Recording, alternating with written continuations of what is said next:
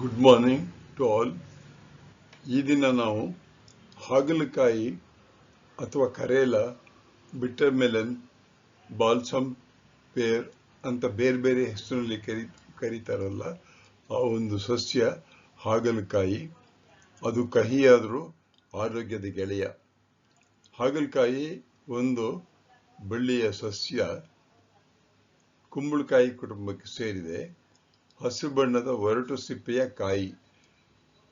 ವಿಜ್ಞಾನದಲ್ಲಿ ಈ ಕಾಯಿಗೆ ಹಣ್ಣು ಅಂತಲೂ ಹೇಳ್ತಾರೆ, ಅಂದರೆ ಹಾಗಲ ಹಣ್ಣು ಅಂತ ಹೇಳ್ಬೋದು. ನಾವೆಲ್ಲ ಹಾಗಲಕಾಯಿ ಅಂತ ಹೇಳ್ತೀವಿ. ನಮ್ಮ ದೇಶದಲ್ಲಿ ಇದು ಸಾಮಾನ್ಯವಾಗಿ ಎಲ್ಲ ಕಡೆ ಬೆಳೆಯುತ್ತೆ. ಇದನ್ನ ಪಲ್ಯ, ಸಾಂಬಾರ್ ಮತ್ತು ಔಷಧೀಯ ಆಹಾರವಾಗಿ ಬಳಸ್ತಾರೆ. ಹಾಗಲಕಾಯಿ ಏಕೆ ಕಹಿಯಾಗಿರುತ್ತೆ ಅನ್ನೋದನ್ನು ನಾನು ಇಲ್ಲಿ ಹೇಳ್ತೀನಿ. ಈ ಚಾನೆಲ್ನಲ್ಲಿ ಪರೀಕ್ಷೆಗೋಸ್ಕರ ಯಾವುದನ್ನು ಪಾಠ ಮಾಡ್ತಾ ಇಲ್ಲ ನಾನು.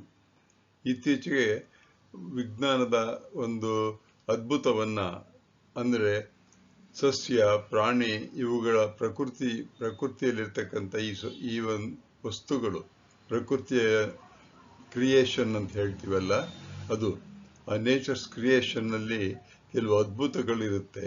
ಅದನ್ನು ನಾನು ಇಲ್ಲಿ ಒತ್ತಿ ಹೇಳೋದಕ್ಕೆ ಪ್ರಯತ್ನ ಮಾಡ್ತಾ ಇದ್ದೀನಿ. ಅದರಲ್ಲಿ ಒಂದು ಇವತ್ತು ಹಾಗಲಕಾಯಿ. ಹಾಗಲಕಾಯಿಯಲ್ಲಿ ಏತಕ್ಕೋಸ್ಕರ ಕಹಿ ಬಣ್ಣ ಇದೆ, ಹಸಿರು ಬಣ್ಣ, ಆದರೆ ಕಹಿ, ಒಳಗೆ ರುಚಿ, ಅದು ಯಾತಕ್ಕೋಸ್ಕರ ಆಗುತ್ತೆ ಅನ್ನೋದನ್ನ ಇವತ್ತು ನೋಡೋಣ ಬನ್ನಿ. ಹಾಗಲ ಬೀಜವನ್ನ ನೆಲದಲ್ಲಿ ಹಾಕಿದಾಗ ಬೀಜ ಮೊಳಕೆಯಾಗುತ್ತೆ, ತೆಳ್ಳನ ಬಳ್ಳಿ ಬರುತ್ತೆ. ಎಲೆಗಳು ದೊಡ್ಡದಾಗಿ ಅಗಲವಾಗಿರುತ್ತೆ, ಸುರುಳಿ ಸುತ್ತಕೊಂಡು ಹೋಗ್ತಿರುತ್ತೆ. ಈ ಸಸ್ಯ ಇದೆಯಲ್ಲ, ಟೆಂಡ್ರಿಲ್ ಅಂತ ಕರಿತೀವಿ. ಸುರುಳಿ ಸುತ್ತಕೊಂಡು ಆಶ್ರಯಕ್ಕೆ ಹೋಗ್ತಾ ಇರುತ್ತೆ. ಗಂಡು ಮತ್ತು ಹೆಣ್ಣು ಹೂಗಳು ಪ್ರತ್ಯೇಕವಾಗಿವೆ. ಪರಾಗಸ್ಪರ್ಶ ಆದ ನಂತರ ಅಂಡಾಶಯ ಹಣ್ಣು ಅಥವಾ ಕಾಯಿ ಆಗುತ್ತೆ. ಎಡಗಡೆ ಚಿತ್ರದಲ್ಲಿ ತೋರಿಸಿದ್ದೀನಿ ನೋಡಿ. ಆ ಚಿತ್ರದಲ್ಲಿ ಹಾಗಲಕಾಯಿಗಳು ಬೆಳೆದಿರ್ತಕ್ಕಂಥ ಒಂದು ಚಿತ್ರ.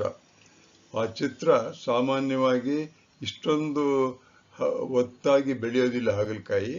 ಈ ಚಿತ್ರ ನಾನು ತಗೊಂಡಿದ್ದೀನಲ್ಲ, ಆ ಸೋರ್ಸು ಯಾವುದರಿಂದ ಆಗಿದೆ ಅಂತ ಗೊತ್ತಿಲ್ಲ, ಅಥವಾ AI ಕ್ರಿಯೇಷನ್ ಆಗಿದೆಯೋ ಅನ್ನೋ ಗೊತ್ತಿಲ್ಲ. ಒಟ್ಟಿನಲ್ಲಿ ಹಾಗಲಕಾಯಿ ಗಿಡ ಅದು. ಅದರಲ್ಲಿರ್ತಕ್ಕಂಥ ಹಳದಿ ಹೂಗಳಿದೆ ನೋಡಿ, ಆ ಹೂಗಳನ್ನು ನಾವು ಪರೀಕ್ಷೆ ಮಾಡಿ ಓದ್ಬೋದು. ಆದರೆ ಅದರ ನೆಸೆಸಿಟಿ ಇಲ್ಲ. ಈಗ ನಾವು ಏನಿದ್ರು ಸಹಿತ ಹಾಗಲಕಾಯಿಯನ್ನ ಯಾತಕ್ಕೋಸ್ಕರ ನಾವು ಉಪಯೋಗಿಸ್ತೀವಿ ಅನ್ನೋದನ್ನು ನೋಡೋಣ. ಸ್ವಲ್ಪ ಸರಳ ವಿಜ್ಞಾನ. ಎಲ್ಲ ಹಸಿರು ಎಲೆಗಳ ಹಾಗೆ ಹಾಗಲಕಾಯಿ ಗಿಡದ ಎಲೆಗಳಲ್ಲೂ ಸಹಿತ ದ್ಯುತಿಸಂಶ್ಲೇಷಣಾ ಕ್ರಿಯೆಯಿಂದ ಗ್ಲೂಕೋಸ್ ಆಗುತ್ತೆ. ಗ್ಲೂಕೋಸ್ ಸಸ್ಯದ ಎಲ್ಲ ಭಾಗಗಳಿಗೂ ಹೋಗುತ್ತೆ.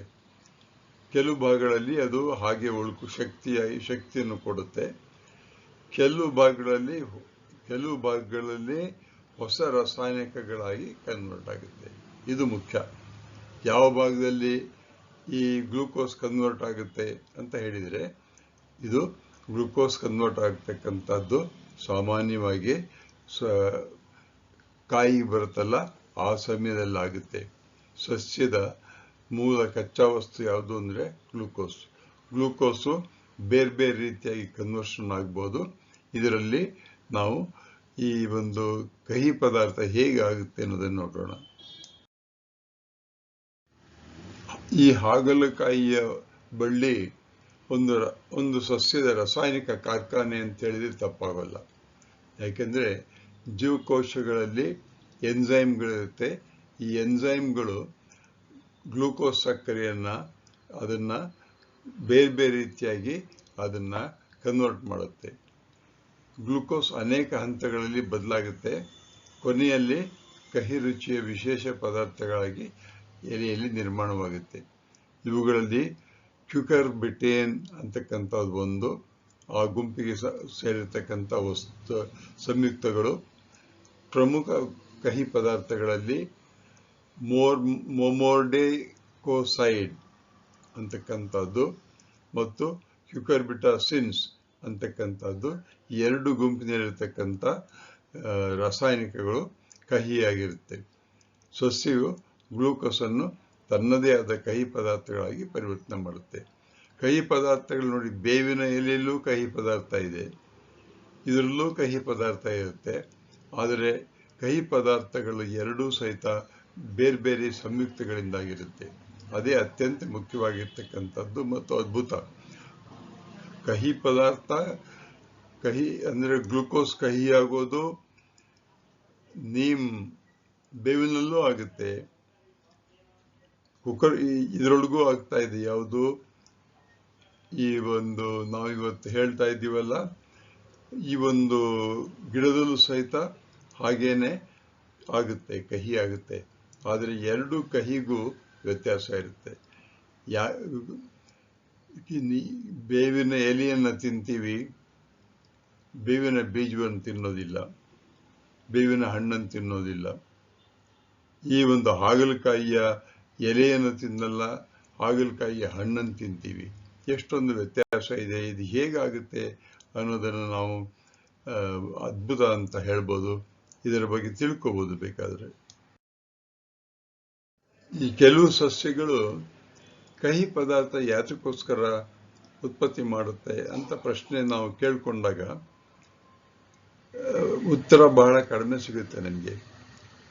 ಒಂದೇ ಒಂದು ಉತ್ತರ ಅಂತಂದ್ರೆ, ಕಹಿ ಇರೋದ್ರಿಂದ ಕೀಟಕಗಳಿಂದ ರಕ್ಷಣೆ ಮಾಡ್ಕೋಬಹುದು, ಪ್ರಾಣಿಗಳು ತಿನ್ನದ ಹಾಗೆ ಮಾಡ್ಬೋದು, ರೋಗಾಣುಗಳಿಂದ ರಕ್ಷಣೆ ಪಡೆಯೋದಕ್ಕೆ ಕಹಿ ಆಗ್ಬೋದು. ಅಂದರೆ ನಾವು ಮನುಷ್ಯರಿಗೆ ಇದು ಗ್ಲೂಕೋಸನ್ನು ನಿಯಂತ್ರಣ ಮಾಡೋಕ್ಕೆ ಸಹಾಯವಾಗುತ್ತೆ.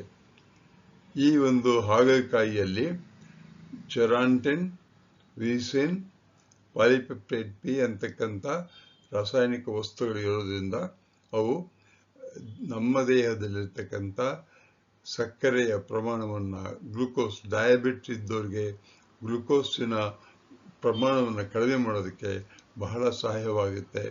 ಇದನ್ನು ಅನೇಕ ಜನ ಬೆಳಿಗ್ಗೆ ಎದ್ದು ಈ ಒಂದು ಗಿಡದ ರಸವನ್ನು ಕುಡಿತಾರೆ. ಹಾಗಲಕಾಯಿ ಕಹಿಯಾಗಿದ್ದರೂ ಸಹಿತ ನಮಗೆ ಅನೇಕ ಉಪಯೋಗಗಳಿವೆ. ಆರೋಗ್ಯಕ್ಕೆ ಬಹಳ ಒಳ್ಳೆಯದು. ಇದರಲ್ಲಿ ನಾರಿನಾಂಶ ಹೆಚ್ಚಾಗಿದೆ, ವಿಟಮಿನ್ ಸಿ ಸಮೃದ್ಧವಾಗಿರುತ್ತೆ, ಆಂಟಿ ಆಕ್ಸಿಡೆಂಟ್ಗಳು ಜಾಸ್ತಿ ಇದೆ. ಅನೇಕ ಜನರಿಗೆ ಮಧುಮೇಹ, ಡಯಾಬಿಟಿಸ್ ಅಂತ ಹೇಳ್ತೀವಲ್ಲ, ಅವರು ಇದನ್ನು ಆಹಾರವಾಗಿ ಬಳಸ್ತಾರೆ. ಇದು ಔಷಧಿಯ ಪರ್ಯಾಯ. ಅಂದರೆ ನಾವು ತಗೊಂತೀವಲ್ಲ, ಮೆಡಿಕಲ್ ಸಜೆಸ್ಟ್ ಮಾಡಿರ್ತಕ್ಕಂಥ, ಡಾಕ್ಟರ್ ಸಜೆಸ್ಟ್ ಮಾಡಿರ್ತಕ್ಕಂಥ ಔಷಧಿ, ಅದಕ್ಕೆ ಇದು ಪರ್ಯಾಯ ಅಲ್ಲ. ಆದರೆ ಇದರಿಂದ ಅನೇಕ ಉಪಯೋಗಗಳು ನಮಗೆ ಸಿಗುತ್ತೆ. ಸೂರ್ಯನ ಬೆಳಕಿನಿಂದ ತಯಾರಾದ ಸಕ್ಕರೆಯನ್ನೇ ಸಸ್ಯವು ಕಹಿ ಪದಾರ್ಥಗಳನ್ನು ಪರಿವರ್ತನೆ ಮಾಡುತ್ತೆ. ಆದ್ದರಿಂದ ಇದು ಸಹಿತ ಒಂದು ಅದ್ಭುತ. ಈ ರೀತಿಯಾಗಿರ್ತಕ್ಕಂಥ ಅನೇಕ ಅದ್ಭುತಗಳು ನಾವು ಕಣ್ಣಿಗೆ ಕಾಣಿಸುತ್ತೆ, ಆದರೆ ನಾವು ಮಕ್ಕಳಿಗೆ ಹೇಳ್ಕೊಡಲ್ಲ. ಅದನ್ನು ಮಕ್ಕಳಿಗೆ ಕೇವಲ ಪರೀಕ್ಷೆಗೋಸ್ಕರ ಎಲ್ಲ ಪಾಠಗಳನ್ನು ಮಾಡ್ತಾರೆ. ಶಾಲೆಗಳಲ್ಲಿ ಇನ್ನು ಮುಂದಾದರೂ ಮಕ್ಕಳಿಗೆ ಈ ರೀತಿಯಾಗಿರ್ತಕ್ಕಂಥ ಅದ್ಭುತಗಳ ಬಗ್ಗೆ ಹೇಳಿದರೆ ಅವರು ಮುಂದೆ ವಿಜ್ಞಾನಿಗಳಾಗಿ ಹೆಚ್ಚು ಹೆಚ್ಚು ವಿಷಯಗಳನ್ನು ಕಂಡುಹಿಡಿಯಬಹುದು. ಈ ಹಾಗಲಕಾಯಿಯನ್ನು ಕೆಲವು ಕಡೆ ಕರೇಲ ಅಂತ ಹೇಳ್ತಾರಲ್ಲ, ಇದರಲ್ಲಿ ಕ್ಯಾಲೋರಿ ಬಹಳ ಕಡಿಮೆ ಇರುತ್ತೆ. 100 ಗ್ರಾಂ ಕಚ್ಚಾ ಸೇವನೆಯನ್ನು, ಅಂದರೆ 100 ಗ್ರಾಂ ಹಾಗಲಕಾಯಿ, ಕೆಲವರು ಹಾಗಲಕಾಯಿಯನ್ನು ಬೆಳಿಗ್ಗೆನೇ ಎದ್ದು ರಸವನ್ನು ಮಾಡಿ ಕುಡಿತಾರೆ. ಕಾರಣ ಕ್ಯಾಲೋರಿ ಕಡಿಮೆ ಇರುತ್ತೆ. ನಮಗೆ ಡೈಲಿ ಬೇಕಾಗಿರ್ತಕ್ಕಂಥ ವಿಟಮಿನ್ ಸಿ ಜಾಸ್ತಿ ಸಿಗುತ್ತೆ, ಮತ್ತು ಇದು ಫೈಬರು ಜಾಸ್ತಿ ಇರುತ್ತೆ. ವಿಟಮಿನ್ ಎ, ಪೊಟ್ಯಾಸಿಯಂ ಜೊತೆಗೆ ಇವೆಲ್ಲ ಜೊತೆಗೆ ರಕ್ತದಲ್ಲಿರ್ತಕ್ಕಂಥ ಸಕ್ಕರೆ, ಅದನ್ನು ನಿಯಂತ್ರಣ ಮಾಡೋಕ್ಕೆ ಬಹಳ ಸಹಾಯವಾಗುತ್ತೆ. ಇದರ ಜ್ಯೂಸು, ಪಲ್ಯ, ಗೊಜ್ಜು, ಚಿಪ್ಸು, ಹೀಗೆ ಬೇರೆ ಬೇರೆ ರೀತಿಯಾಗಿರ್ತಕ್ಕಂಥ ಅಡುಗೆ ಪದಾರ್ಥಗಳನ್ನು ಮಾಡ್ತಾರೆ. ಸಸ್ಯಕ್ಕೆ ಕಹಿ ಪದಾರ್ಥವನ್ನು ತಯಾರಿಸಬೇಕೆಂದು ಯಾರು ಹೇಳ್ತಾರೆ ಅಂತ ಅನೇಕ ಸಾರಿ ಮಕ್ಕಳು ನನಗೆ ಕೇಳಿದ್ದಾರೆ. ಅದಕ್ಕೂತ್ರ ಒಂದೇ ಒಂದು, ಜೀನ್ಗಳು. ವಿಜ್ಞಾನಿಗಳಾದ ಮೇಲೆ ಆ ಜೀನ್ಗಳು ಯಾವುದು ಅಂತ ನೀವು ಕಂಡುಹಿಡ್ಕೊಂಡ್ರೆ ಆ ಜೀನ್ಗಳನ್ನು ನಾವು ಬೇರೆ ಯಾವುದಾದ್ರೂ ಸಸ್ಯಗಳಿಗೆ ಹಾಕಿ ಬೆಳೆಸ್ಬೋದಾ ಅಂತಕ್ಕಂಥ ರಿಸರ್ಚನ್ನು ಮಾಡೋದಕ್ಕೆ ಅನುಕೂಲ ಆಗುತ್ತೆ. ಈ ಒಂದು ಕರೇಲಾ ಬಗ್ಗೆ ವಿಷಯವನ್ನು ಮಾಡಬೇಕು ಅಂತ ನಾನು ಯೋಚನೆ ಮಾಡಿ ಇದರ ಕಂಟೆಂಟು, ಡಿಸೈನು, ವಾಯ್ಸು ನಾನು CG ನಾಗರಾಜ ಕೊಟ್ಟಿದ್ದೀನಿ. ಇಮೇಜಸ್ನ ವಿಕಿಮೀಡಿಯಾ ಕಾಮನ್ಸ್, ಕ್ರಿಯೇಟಿವ್ ಕಾಮನ್ಸ್ನ ತಗೊಂಡಿದ್ದೀನಿ. ಸೈಂಟಿಫಿಕ್ ಗೈಡೆನ್ಸ್ ಚಾಟ್ GPT, OpenAIಯಿಂದ ತಗೊಂಡಿದ್ದೀನಿ. This video for education purpose and ಯೂಟ್ಯೂಬ್ನವ್ರು ಪಬ್ಲಿಷ್ ಮಾಡ್ತಾರೆ, ಅವ್ರಿಗೆ ನಮ್ಮ ಧನ್ಯವಾದಗಳು. ನನ್ನ ಚಾನಲ್ಲು ಚಿತ್ರದುರ್ಗ ಗೋವಿಂದರಾವ್ ನಾಗರಾಜ ಅಥವಾ @ನಾಗರಾಜ ಚಿತ್ರದುರ್ಗ 1938 ಎಂದು ಸಿಗುತ್ತೆ. ಈ ಚಾನಲ್ಲು ಪರೀಕ್ಷೆಗೋಸ್ಕರ ಮಾಡಿಲ್ಲ, ಪ್ರಕೃತಿಯನ್ನು ಅರ್ಥ ಮಾಡಿಕೊಳ್ಳೋದಕ್ಕೋಸ್ಕರ ಮಾಡಿರುವ ಚಾನಲ್ಲು. ಎಲ್ಲರಿಗೂ ವಂದನೆಗಳು.